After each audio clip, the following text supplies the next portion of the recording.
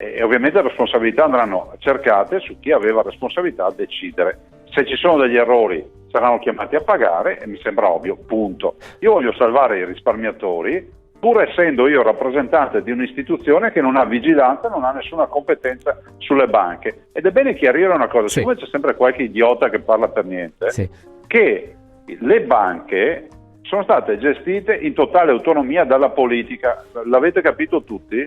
Nel senso che ci sono fior di rappresentanti del mondo industriale e sono state gestite codice civile alla mano in assoluta autonomia, che adesso non venga fuori perché si deve trovare un responsabile che si guardi ai partiti o altre robe, perché non c'entrano proprio nulla, punto, tutto qua.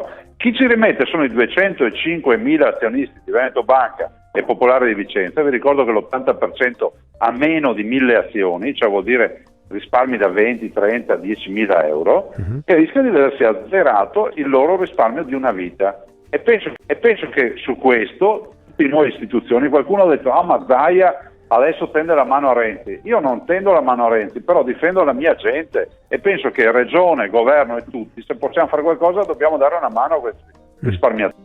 Ma guardi, diciamola fino in fondo, chi ha comprato le azioni le ha comprate nella quasi totalità dei casi pensando a un risparmio sicuro, più di sicuro anche del titolo di Stato. Lo ha comprato magari pensando di dare una mano alla banca del territorio che comunque finanziava chi era in difficoltà. Questi sono i dati concreti.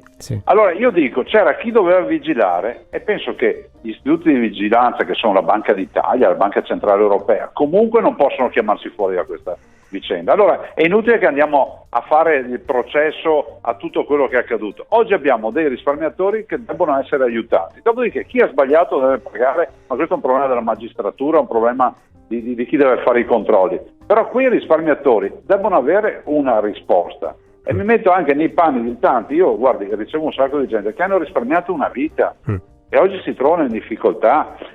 Questa è la grande preoccupazione.